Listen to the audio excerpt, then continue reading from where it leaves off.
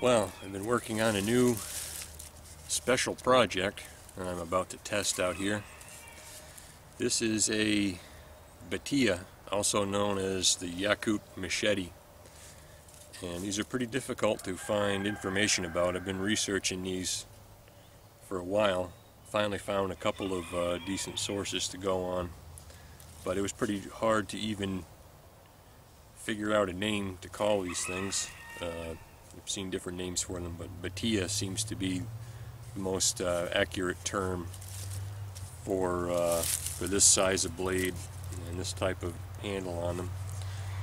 And this is quite crudely made, even for me.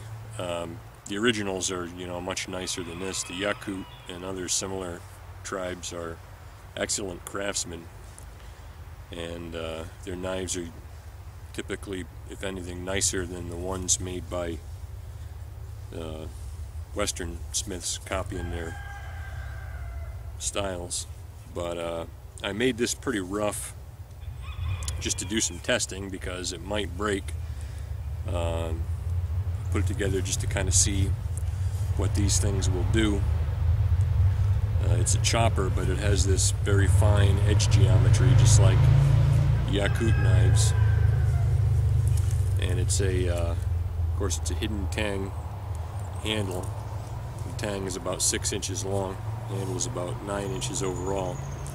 So it's a good strong tang, but still being this size of a chopper, and that tang in there with just a simple piece of wood like this, I'm curious if it will actually hold up. I've gotten it kind of thin on this part. There's not a lot of wood on top of that tang up close to the blade. It angles down quite a bit, so there's a lot more wood farther to the back, but that would be the weak point there, so hopefully that doesn't bust out. But I'll give it a good testing. The originals are actually made with kind of a laminated construction of very thin strips of birch bark and fish glue wrapped around, and actually done in a ritualistic manner, so they take it pretty seriously. So let's test it out. I have not even done a test cut with this yet.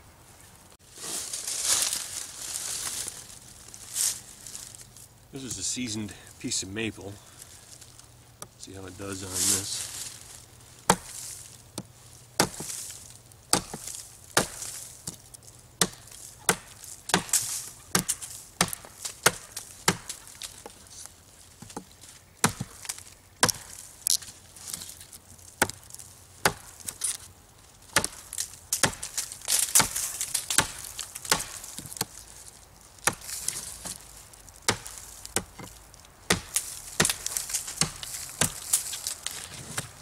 Definitely wants to bite in. Having a little bit of difficulty because the cut isn't exactly flat on this block of wood, so it's kind of bouncing.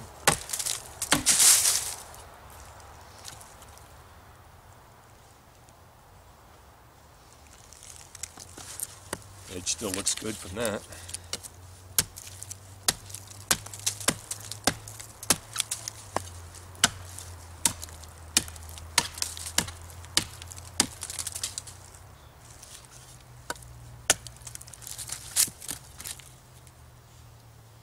Might notice the fuller is on the opposite side from a regular Yakut knife, and the reason for that, it actually makes sense if you if you compare it to a single beveled hatchet and a draw knife. The regular knife is meant to be used with the bevel down towards the wood or whatever you're cutting, pushing it away from you. And it works kind of like a draw knife. You use a draw knife primarily with the bevel down. You can use it up, but usually doesn't work so good because the bevel, if you have the bevel up, it'll drive your edge deeper into the wood, and you typically go too deep and have, tear out and things. It works good for concave surfaces. If you're trying to make some kind of a scooped out shape, works really well for that. Whereas the big chopper, this works kind of like I said, a single beveled hatchet, which typically for right-handed is flat on the left side, and you can, you know, plane off a flat spot. It's good for flat or convex surfaces, which generally is the most useful kind of thing for a chopping tool. Not the only way you would use it by any means, but generally that would be a useful way to use it.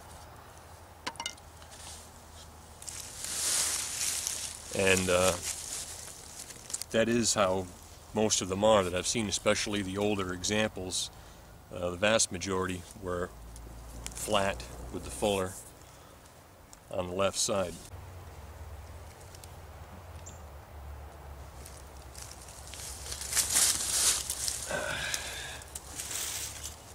Some more seasoned maple.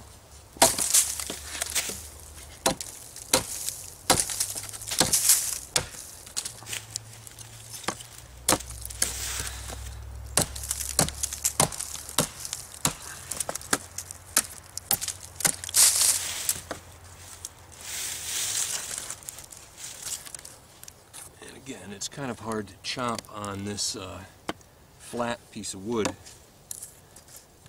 because it's not providing a very solid surface to whack this on. It would be better if I had the side of a log to work on.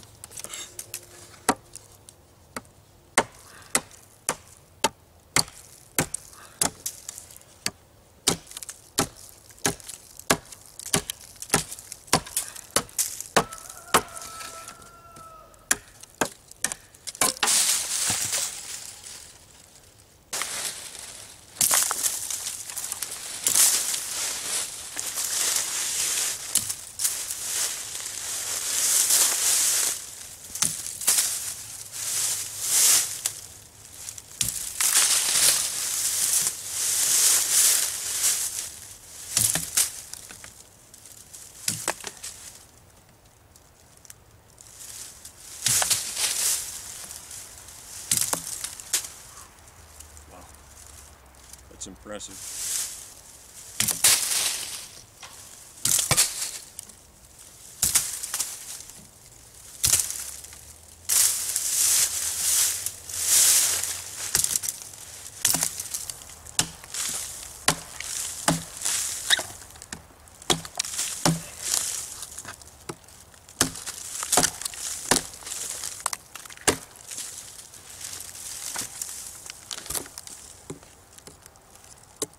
Rotten board is not exactly the greatest test, but if you were making something out of wood, this would be a pretty handy tool for some rough carpentry.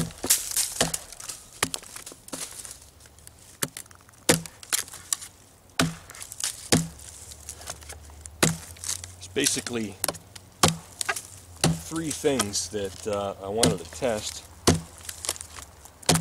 make sure I got them right, and that was the handle design, the edge geometry, and the heat treatment. I usually temper my blades in a toaster oven for a couple hours, but this one wouldn't fit, so I had to do it the old-fashioned way with a blowtorch and just watch the colors on it. So I did it down to about a brown, just edging towards purple down to the edge. And as I did it, I cooled the edge in water and gradually got that color down to the edge, so the spine came out pretty much as soft as I could get it, which is softer than I normally do my knives. Yakut knives in general, the genuine ones, are made relatively soft because they're in that extremely cold environment, which makes steel brittle, so they make their knives softer. Which, you know, I wouldn't go that soft for just a regular 4 or 5 inch bladed knife. But for something like this that's made for chopping, I did go a little bit softer with it just to make sure that edge would hold up. And it looks to be doing pretty good so far.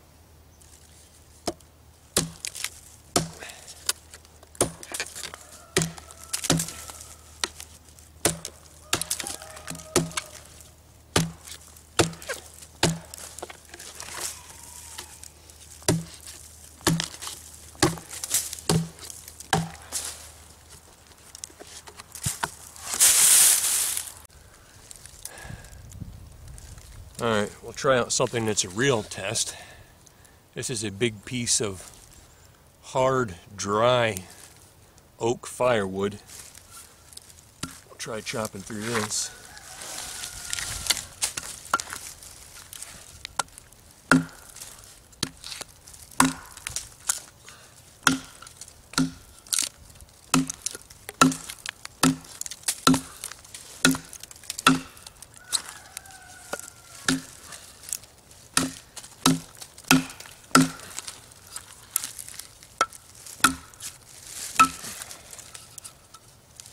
Man, if you ever had a mishap and whacked yourself in the hand with this thing, would not be good.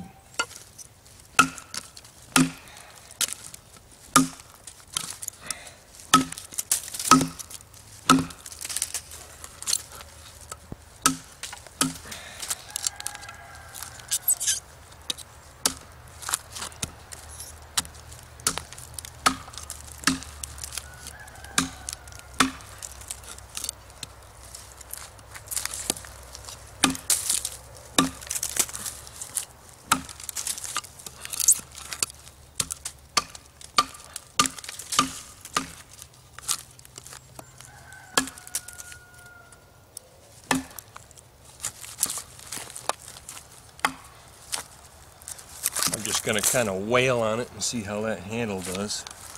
See if I can break it.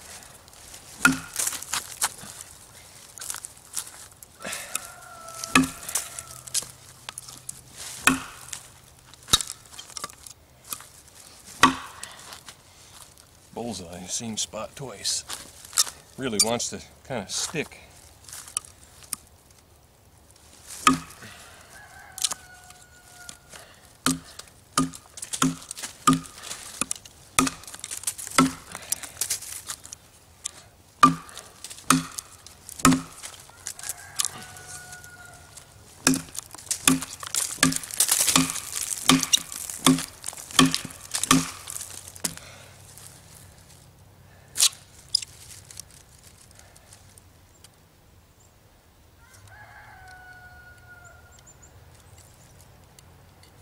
The edge is rolling just a tiny bit.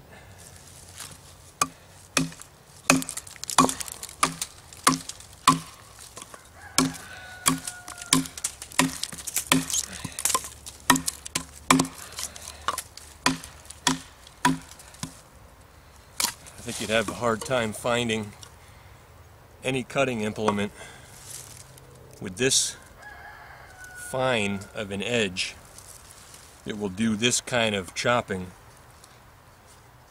in this kind of wood and not deform or chip a little bit. And this really is just a tiny bit. I bet I could probably even kind of give it a strop on this wood and fix a lot of it.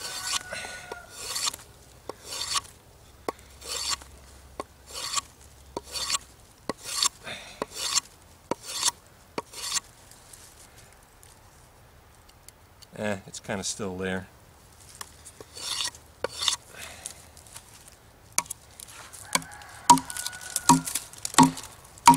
I probably could have heat treated it a little bit harder. Probably wouldn't have gotten that.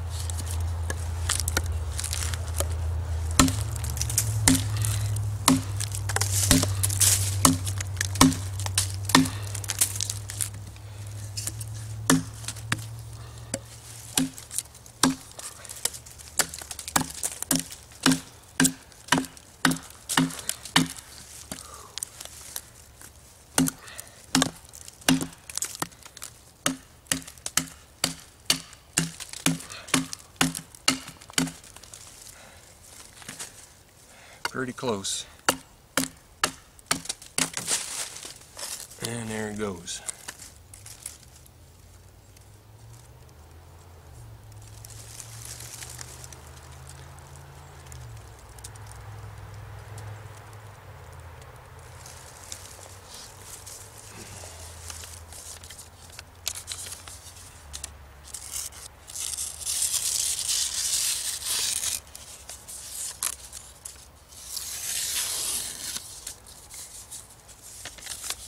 The edge feels rough, but it's still fine enough to slice paper.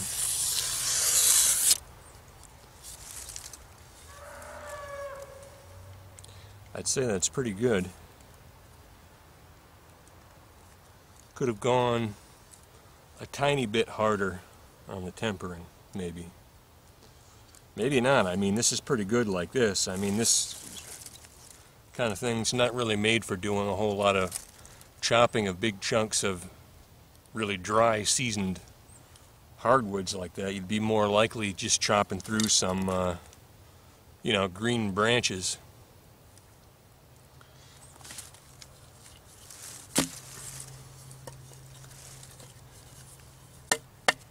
But definitely works. I guess I should have just made a nice one and sold it, but oh well. I'll make this one of my rare keepers, I guess. I'll probably finish this handle out a little bit nicer.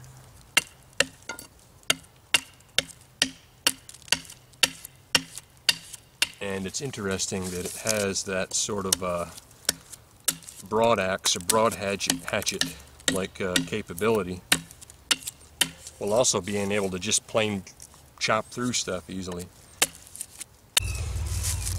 So earlier I was comparing the smaller Yakut knife to a draw knife, and I discovered that this actually works pretty handily for that as well, because you can hold it in your right hand and very carefully with your left hand hold the blade with the bevel down and use it in pretty much the same way. You know, if you kind of support a piece of wood on your chest, which isn't the most comfortable thing, but it can be done. And this is a piece of very dry, hard maple, so it's not slicing super well, but it does work.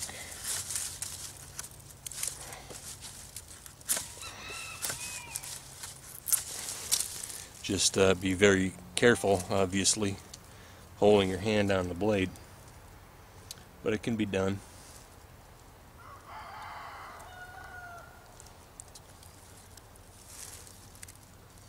So I will be making some of these for sale at some point when I get some leather. I have right now a bunch of knives. Sales have actually been the slowest that they have been in a long time. I'm not sure what's up with that, but hopefully that changes, because I've been working hard on the knives lately, and I need a lot of supplies to keep that going. I'm out of my heavier leather for the sheaths right now. And I need to get some of that, and dye and all sorts of other things. So if you're interested in a knife, you can see some of my other recent videos on knives that I have around. I still have both of the Viking knives, both of the Sami Pukos, and I also have a couple of Yakut knives, very much like this one. This is actually my personal Yakut knife. I finally made one for myself. This is kind of a reject blade. It came out with a funny little void or crack or something up there near the spine, so I didn't want to send that out to anybody. So I finished it out and kept it just so I finally have one to really try out. I've been using it a little bit, but I've got a couple more of these, pretty much same thing as this, for sale. And if you're interested in any of those, or have any questions about any of them or whatever, you can send me an email at knifemaker84@gmail.com. And that's it. I'll talk to you later.